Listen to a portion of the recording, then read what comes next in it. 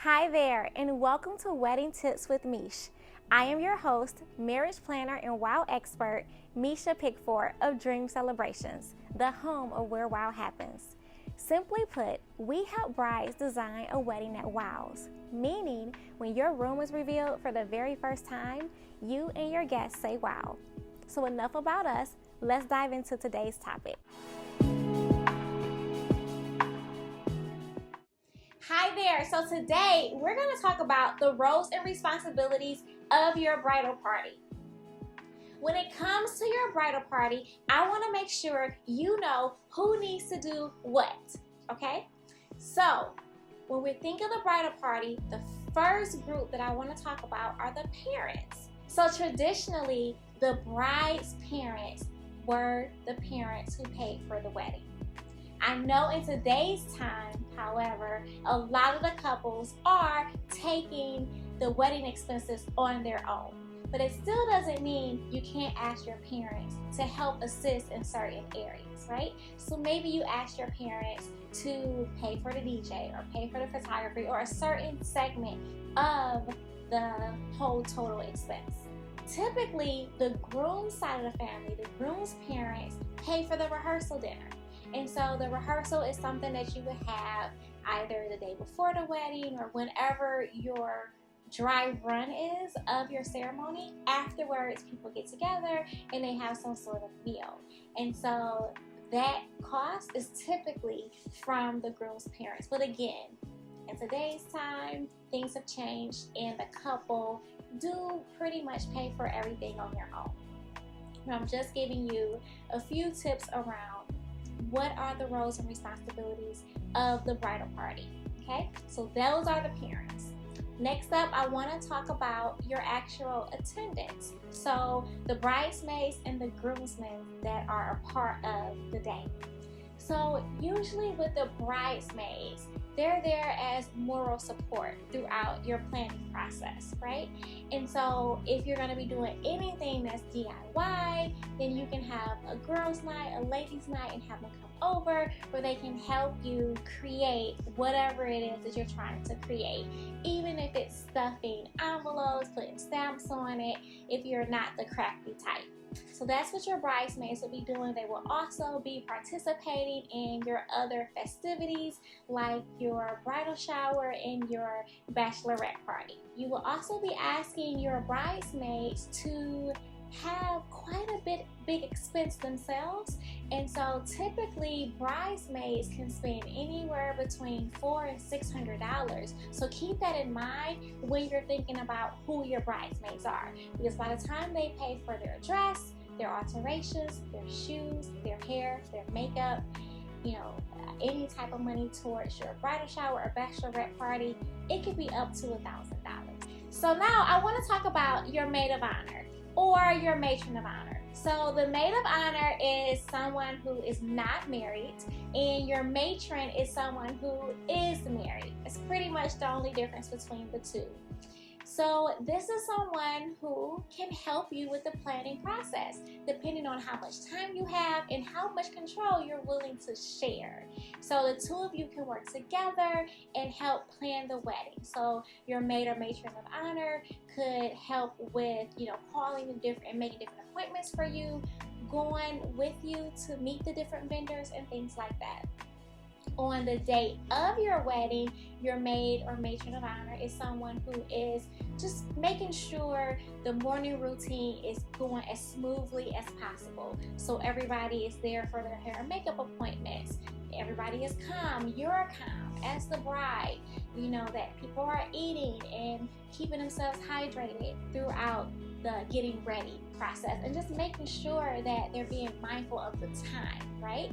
So that's what your maid or matron of honor would do in the morning. And then during the actual wedding ceremony, she would be standing next to you, closest to you, and so she would just be holding your bouquet, or if your dress needed to be fluffed out or something like that, your maid or matron is right there ready to do that. And during a reception, she's most likely going to be one of the people who's going to be giving a toast. For the groomsmen, they are there to help the groom and moral support and things like that. But definitely the best man is someone who would also be helping with the toast for the groom and planning his bachelor party.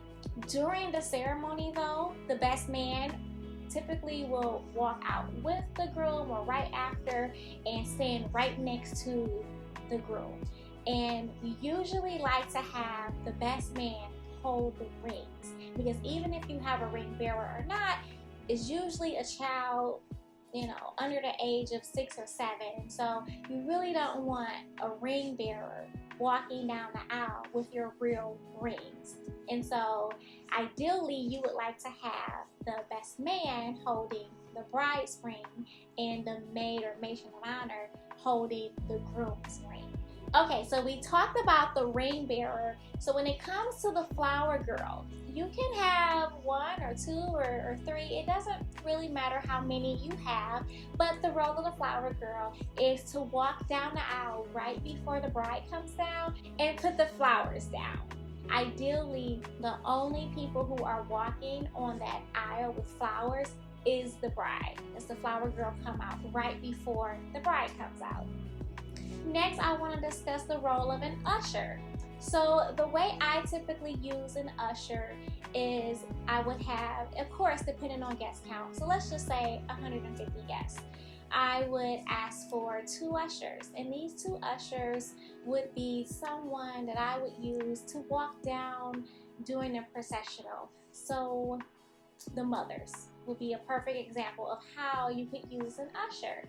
And so the usher could walk down the mothers, if you wanted the mothers or the grandmothers or a special aunt, someone who's going to be a part of your ceremony processional.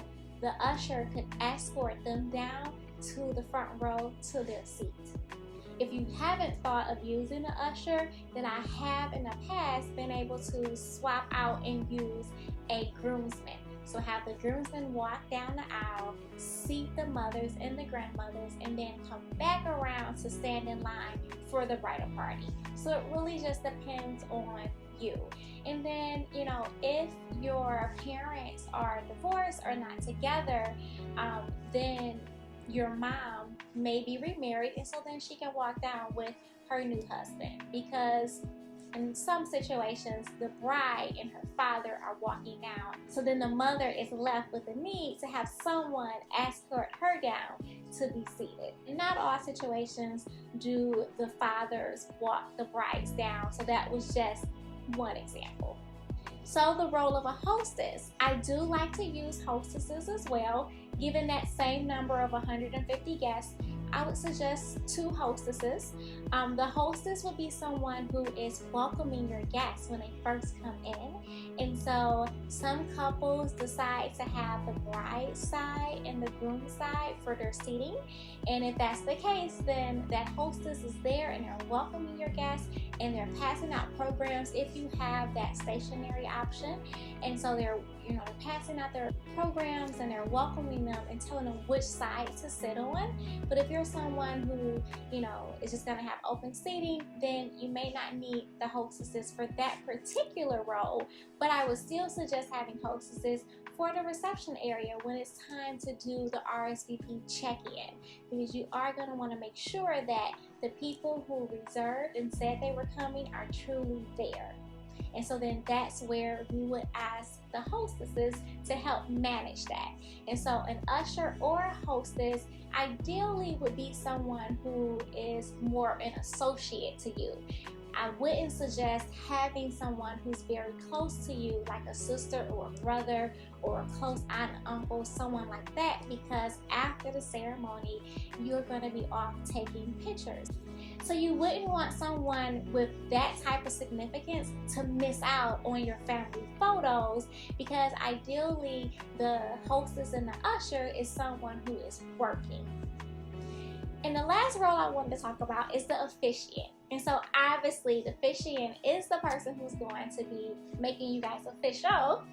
So during the ceremony, your officiant will be someone to start off in prayer, and they will lead your whole ceremony. And then after the ceremony, your officiant is going to be there to sign your marriage license. And then you're going to also need 2 witnesses as well. And that's where you can tie in the role of your maid or matron of honor and your best man to be there as well as the witnesses, and for them to sign the marriage license as well. So I hope that this was helpful for you to pretty much understand the different roles and responsibilities that your bridal party members will play. Okay, that wraps up today's topic. Please feel free to share this video and subscribe to our channel. I hope you gained some valuable information to help you during your wedding planning journey. Our company specializes in planning, coordination, design, and decor. So if you have any questions, please feel free to give us a call or schedule a consultation. We do travel as well. That's all for now. Until we meet again, happy planning.